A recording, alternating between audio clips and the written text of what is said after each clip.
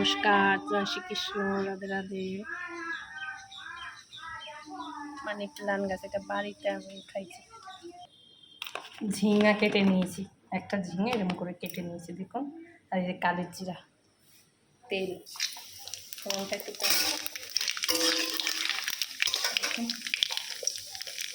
করা হবে। ফোড়নটা, কালের জিরা, বেগুন,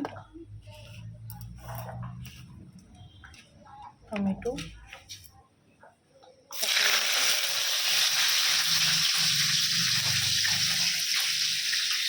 হলুদ,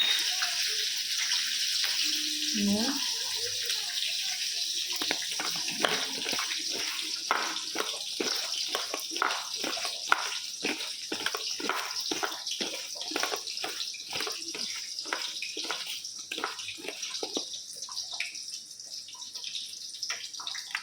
মাছ।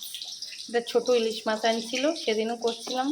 আর একটা রয়েছে, একটা ছোট্ট ইলিশ মাছ আনছিল, 4 টুকরা হয়েছে। লেজা মাথা 2টা নিয়ে 4 টুকরা হয়েছে।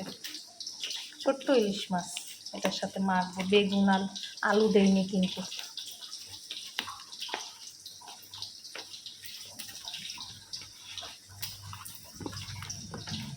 হয়ে গেছে, তেলটা ছেড়ে দেবে।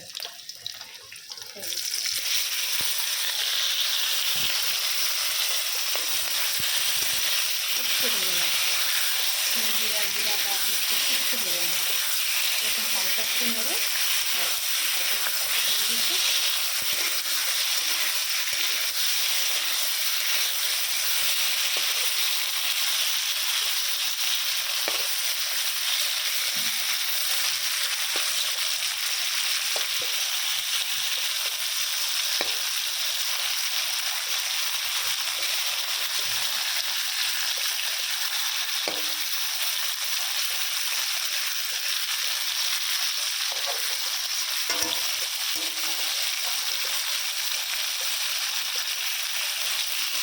জল দিয়ে দেবো,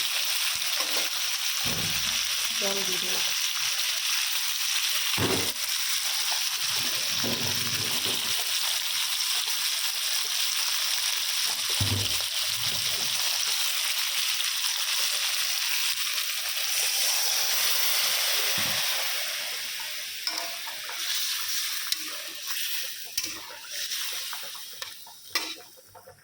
কাঁচা ইলিশ মাছ রান্না করছি, বেগুন আলু ঝিঙা দিয়ে, টমেটো দিয়েছি, কাঁচা লঙ্কা দিয়েছি, বাস এটাই, কিচ্ছু দেবো না, সব দেওয়া হয়ে গেছে। ফুটতে থাকুক। মাছের ঝোলটা হয়েই আসছে, নুন টুন সব ঠিক আছে। একটা কাঁচা লঙ্কা দিচ্ছি, নামাবো যেতে এখন। আর একটু ধনে পাতাও দিয়ে দিচ্ছি, ধনে পাতা দিয়ে দিচ্ছি, নামাবো এখন। হয়ে গেছে। সিম্পলের উপরে মাছের ঝোল করছি। তেল মশলা বেশির থেকে দেখবেন সিম্পলের মাছের ঝোল বেশি ভালো হয়। আর আমার ঘরে তো একটা গাধা আছে, বড় গাধা, জানেন না? আমার ছেলে কোনো মাছ খায় না, দুঃখের বিষয়। আমার মেয়ে যেমনি বেড়াল, ছেলে তেমনি গাধা। ইলিশ মাছ কোনো মাছ খায় না, শুধু কাতলা মাছের শুধু পেটি খাবে। যদি গাদার থাকে খাবে না, পেটি থাকলে একটা হয়তো খাবে, আর না হলে আর চিংড়ি মাছ হয়তো একটু খাবে। আর মাছ, মাংস, ডিম এগুলো তো ঠিক আছে, কিন্তু কোনো ছোটো মাছ বড় মাছ খায় না, শুধু কাতলা মাছের পোকা। আলু না দিলে ঘরে অশান্তি, যেতে আমার ছেলে এটা খাবে না, ধরবেও না, ওই জন্য আলু দেয়নি। আমার আবার এরকম, আর আমি নিজের যদি কোনো পছন্দ হয় তাহলে এরকম সিম্পল ধরনের রান্না করি। আমি বেশি তেল মশলা অতই করতে পারি না, তাও এখন অনেক রান্নাতে তেল দেওয়া হয়ে যাচ্ছে। আজকে একদম তেল কম দিচ্ছি। হয়ে গেছে, নামিয়ে দিয়েছি মাছের ঝোলটা। আর একটু ধনেপাতা উপরে দিয়ে দিই। হয়ে গেছে।